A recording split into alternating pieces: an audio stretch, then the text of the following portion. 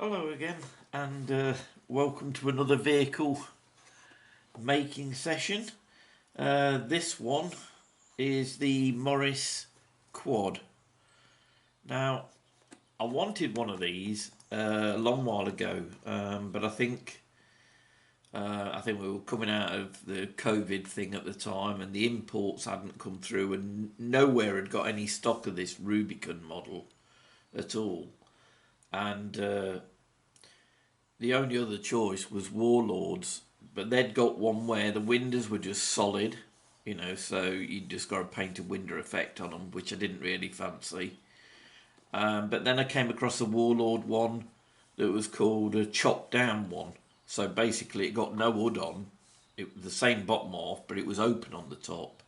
So I went with that at the time for my Airborne, I think. But I still wanted one of these, and obviously now that I'm building for 30 core and they're back in stock, I thought, well, this is the time for it. As before, I've taken out the figures from inside the cab in a previous video and painted them up.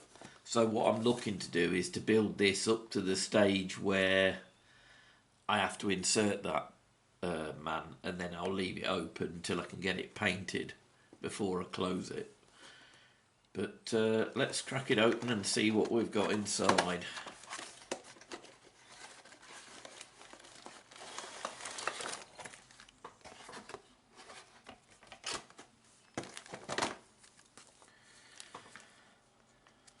There's the instructions.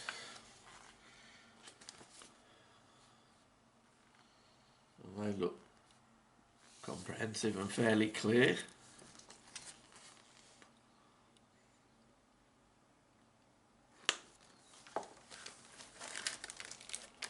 We've got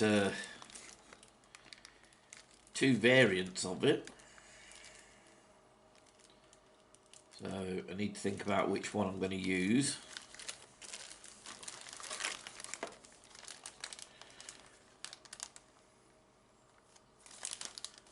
That's the bottom half of the wheels.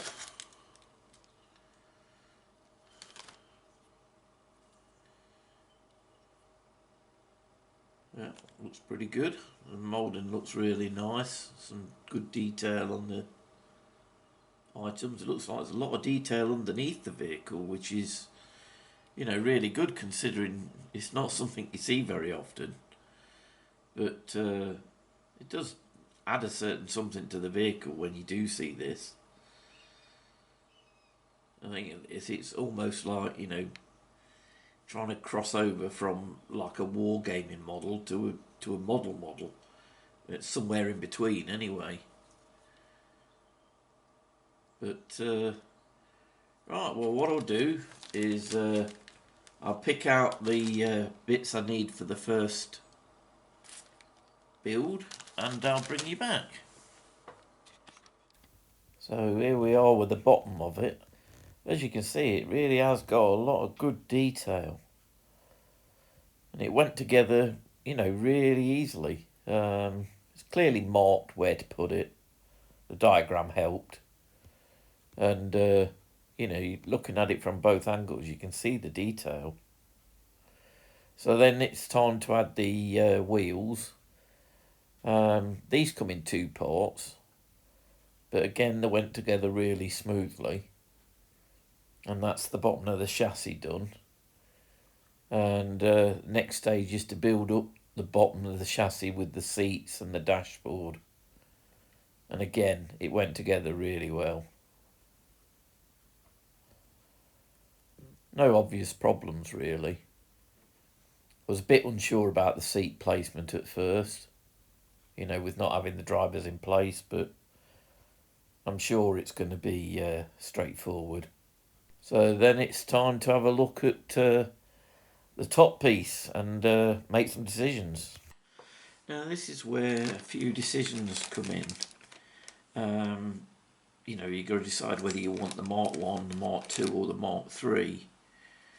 Well, for my purposes and from the research that I've done, the most likely vehicle that it's will have been for market garden would be the Mark III.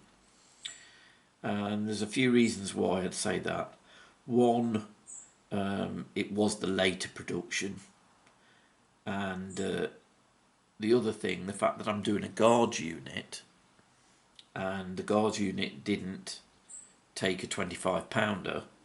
Well, after the 25 pounder was no longer being, towed by these, as time went on, they didn't need the strength on the roof, so you'd start to get the open canopy and support bars. And I'm thinking for the guards unit, they didn't take a 25 pounder, it was 17 pounders at most. So I'm thinking it's most likely to be the Mark III. A, because it's the right year. B, because of what it was likely to be towing. And then the other thing is, from some background pictures I can see of these, although I can't quite make out the canvas on the photo that I have got at Market Garden, I can see these two small windows underneath the big one. Now, on the Mark II and the Mark I, they've only got those on the left hand side, and the picture that I'd got was definitely taken from this side, and clearly there was windows on mine. Well, on the Mark II there's not, it's only on this side that it's got those.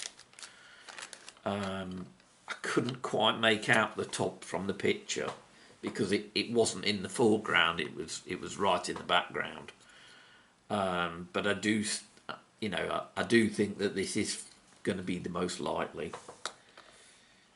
The other thing is, there's a secondary choice once you've made that decision to go with this Mark III, and that is you can have the support bars, which are going to fit there like that, and that would just be open then with no canvas over the top of it. Or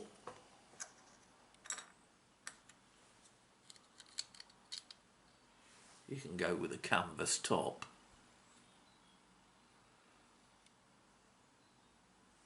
Now, I've got a couple of thoughts on this one. One, if it was going to be open like that, I think I would have made that out in the pictures that there was some kind of hole in the top of the roof. So putting that in place, that would explain why it was hard for me to see whether it had got a hole in the top or not, because with the canvas on and it being in the background of a photograph, it could have easily been, the actual part of the roof like you've got on the Mark II and Mark I. But the fact that, as I've already identified, it's got windows here, it can't be that one. So the fact that it looks like that from a distance, the roof, that would suggest that that would be the best one for me to go with. I mean, it really isn't that important, but I just want to go with the right feel. I mean, it does look good with it just opened up like that. But at the minute, I'm leaning towards having the canvas roof in place rather than it being peeled back and out of sight with the other one. So I just thought I'd highlight those, few bits as choices, because you know, these are the kind of decisions you need to make when you're building it, because you want it to look right for you know, the battle that you're trying to replicate. It's, like I say, I am probably being a bit more finicky than most people would be, but I just like to, as I've said in previous videos, I like to tip the wink to old photographs and you know, try and copy their livery and everything else, you know, so that's why I'm putting a lot more thought into it, I suppose. But anyway, what I'm going to do is I'm going to start piecing this bit together now, and then I'll bring you back. So it went together really well, and I think the canvas top looks quite effective, and all the individual parts went on really well. There were no problems with the top and the bottom. All the doors and latches, they all went on really well. So gathering it all together, and the drivers and the passenger, it's time to wrap this one up. So at this point, I'm going to call this one done, because as you know, I'm going to be doing all my painting at the end, and obviously I've got to paint the inside of the cab before I place the figures and then close the top. But just so you can get an idea of the completed thing. That's it. And that's what it looks like when it's complete. I'll put a bit of light on it. So all I'll do is, once I've glued the figures in place, once I've painted the inside and glued the figures in place, I'll glue this back in. And it'll be done. And that's another little model for my collection. And it's got a bit of character to it. And it gives me another choice as a toe. So, yeah, I'm really pleased with it. And it's gone together really well. And I was surprised how detailed the underneath is. I mean, look at that. I mean, there's no need for that really, is there? But it's still nice to see.